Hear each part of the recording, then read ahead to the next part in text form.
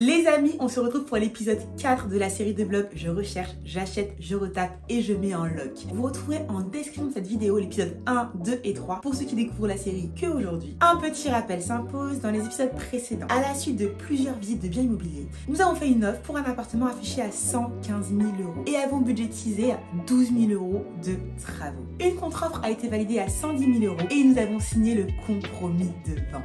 La suite logique est la recherche du financement. L'étape la plus importante à mon sens, car sans financement, pas d'investissement. Je vous souhaite un très bon visionnage.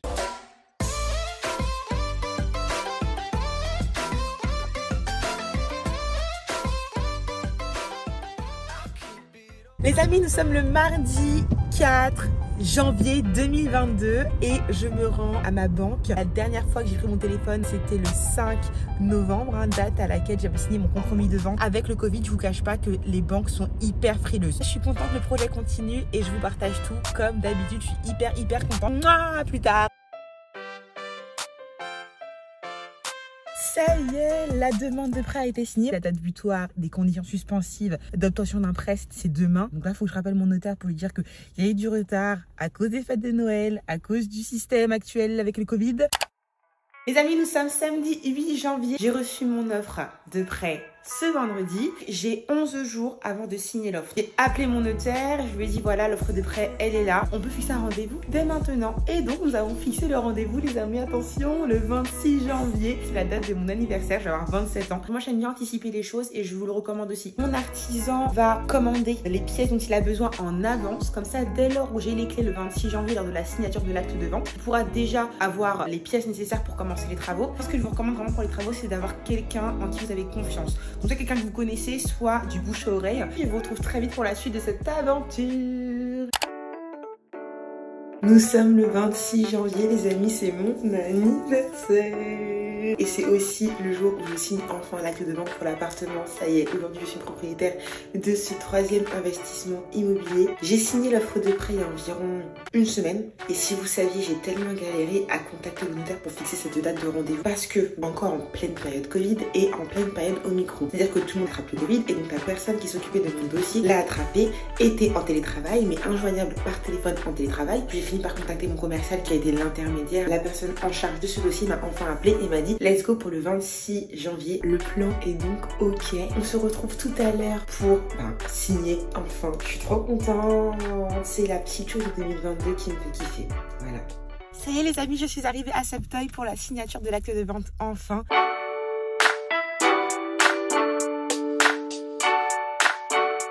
Regardez-moi toutes ces clés. Tout s'est bien passé. Je suis contente, c'est fait, mais c'est que le début parce que maintenant il y a toute la phase travaux. Là, je suis en train de choisir avec mon artisan les matériaux, les sols, le type de cuisine, les toilettes, etc. Et puis les travaux devraient commencer fin de semaine, voire début de semaine prochaine. La suite arrive très vite.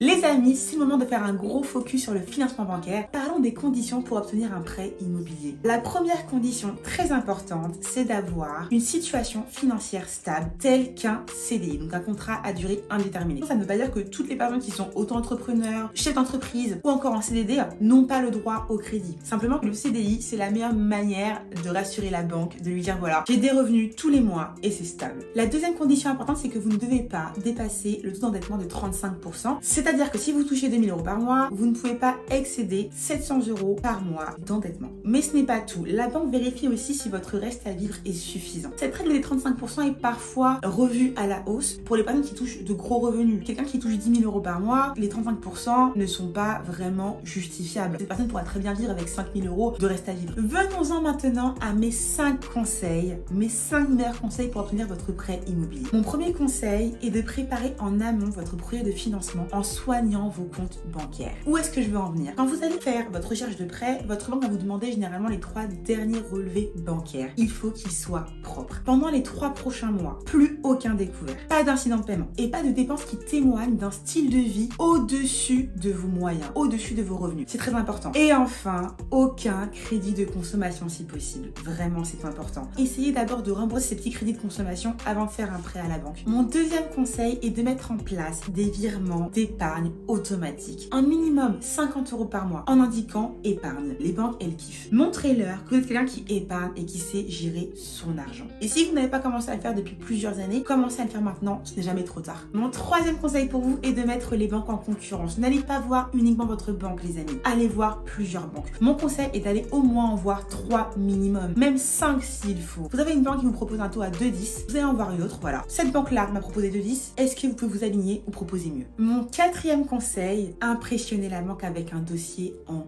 béton armé. N'oubliez aucune pièce justificative. Mettez en plus ce qu'il n'en faut. Vaut mieux trop que pas assez. Mâchez-leur le travail aussi, c'est toujours appréciable. Elles ont toujours plein de dossiers, les banques. Ça les embête en fait de devoir demander il manque ça, il manque ci, il manque ça. Si elles voient que vous avez déjà tout, vous allez en fait leur faire gagner du temps. Il faut aussi que vous appâtiez la banque. Pour la banque, le prêt immobilier c'est un produit d'appel. C'est ça qui va vous appâter, qui va vous attirer. Elle, la banque, ce qui va l'intéresser, c'est votre patrimoine. Ce sont vos revenus. Et ce sont aussi les produits qu'elle va pouvoir vous vendre à la suite de ce prêt immobilier, tels que l'assurance par exemple. Donc appâtez-la en lui disant proposez-moi une offre intéressante et en échange vous aurez mes revenus domiciliés chez vous. Je vais rapatrier tout mon épargne chez vous si bien sûr vous avez de l'épargne et je serai également ouvert à connaître vos produits financiers. C'est ça qui intéresse la banque. En fait, il faut que vous compreniez que c'est donnant-donnant. La banque vous donne quelque chose, il faut que vous lui donniez quelque chose en retour. Et c'est comme cela que va se développer votre négociation auprès de votre banque. Mon cinquième conseil pour vous est de faire appel à un courtier immobilier et notamment pour votre premier achat. Car le premier, on ne connaît pas forcément comment négocier avec les banques. Le courtier, lui, ça, il le sait. Il va pouvoir négocier pour vous certains points, tels que les frais d'agence, les remboursements anticipés sans frais, l'assurance, les frais de garantie, le différé d'emprunt. Le courtier n'est pas négligeable. Il vous fait gagner beaucoup de temps et négocie pour vous les meilleures conditions. Pour conclure, le petit cadeau que j'ai pour vous pour cet épisode numéro 4 est toutes les étapes du financement bancaire. La définition du projet, la recherche de la banque et le montage du dossier de financement jusqu'à l'obtention de votre accord de principe. Vous retrouverez en description de cette vidéo un lien qui vous permettra d'obtenir ce e-book offert ainsi que le programme de formation que j'ai conçu pour vous et qui vous permettra de connaître tout ce qu'il faut savoir pour investir intelligemment dans l'immobilier. Je vous laisse maintenant avec la suite du vlog. Un jour déjà que je suis propriétaire de cet appartement, de ce nouveau bien immobilier et les travaux ont commencé aujourd'hui. Du coup là, vu que Morgan n'a toujours pas vu cet appartement, je l'emmène avec moi pour le voir ce soir et ensuite j'enchaîne avec mon entraînement de boxe. J'ai trop hâte qu'il découvre l'appartement. C'est un appartement avec pas mal de travaux, de rafraîchissement à faire, donc il va pas trouver ça hyper sexy. Je voulais quand même qu'il le voie avant que les travaux commencent.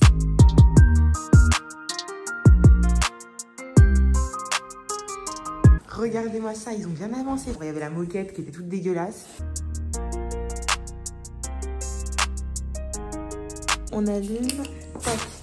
Et ça, du coup, ce sera la chambre. Et là, la salle de bain. T'en penses quoi, Alès? T'aimes bien? Valide. Valide. La cuisine, il y a tout à faire. Les pigeons qui ont déféqué partout, quoi. Petite terrasse, petite vue. Bien placé. Oh, il va être BG le avant-après et tout. Ça va être stylé. Enfin, ça fait grand en fait, tu vois. Non, c'est bien, bien agencé. Bon allez, c'est parti, on va s'enchaîner maintenant. Je vérifie juste que toutes les portes sont bien fermées. Et puis let's go. Petit pépin. L'appartement qui gère les travaux m'appelle cela et me dit Julina, il n'y a plus d'électricité dans l'appartement. Il n'y a pas d'électricité dans tout l'immeuble. Oh là là, les problèmes. Au cours de la journée, j'ai pu contacter Foncia qui est en charge de la copropriété et le problème a été résolu en fin d'après-midi. Je vous emmène avec moi pour voir un peu comment les travaux ont avancé. La lumière est là. On va pas trop de changements pour l'instant. Dès qu'on arrive à l'entrée, c'est la petite cuisine. Le bar ici, on va le changer parce que bon, il est un petit peu vieux quoi. Les toilettes, on va les changer aussi parce qu'elles font vraiment très vieillottes. Et donc là, nous sommes sur le salon. Il y a tout le chantier qui est là. J'ai tellement hâte en fait de vous montrer comment ça va être plus tard quoi. On passe dans la chambre.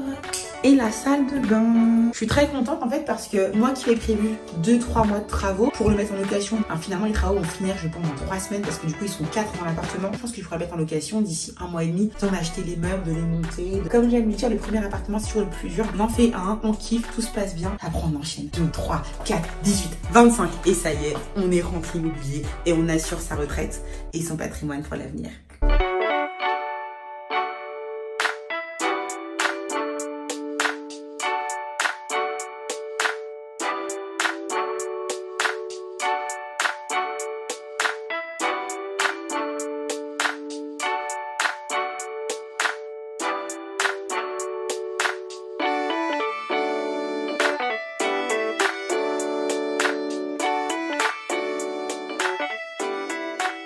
Petit aparté sur les travaux et comment payer votre artisan. Quand vous faites un prêt immobilier qui intègre des travaux, eh bien la banque vire l'argent du prêt immobilier, du bien immobilier au notaire, qui ensuite lui vire l'argent au vendeur. Et pour la partie travaux, c'est à vous de demander une facture à votre artisan et ensuite vous envoyez la facture à la banque débloque les fonds et vous pouvez ensuite payer votre artisan par chèque ou par virement. Comme ça, vous savez, moi là je suis en train de faire les petits chèques que j'envoie par la poste à mon artisan. La petite info du jour et je suis contente parce que les travaux avancent super bien. Nous sommes à quelques jours de la fin des travaux, les amis. Le budget sera un petit peu plus élevé, je pense. Mais d'un côté, je me dis que autant faire les choses maintenant, les faire bien. TFL n'est plus à faire. Je suis méga contente. Faut trop que je vous montre. Ah, il me reste plus que les meubles à aller chercher à Ikea. Faire bien les abdos. Il reste 10 secondes, Jules, à 10 secondes. 9, 8. Arrête. Merci d'avoir regardé cette vidéo jusqu'à la fin. Si ça vous a plu, comme d'habitude, vous connaissez la chanson, likez, laissez-moi un petit commentaire et activez la cloche pour ne rater aucune des vidéos qui arrivent très vite. On se retrouvera pour un épisode 5 très prochainement. Vous allez découvrir l'avancée des travaux et j'ai trop hâte de vous montrer tout ça. Prenez soin de vous, je vous embrasse. Mouah.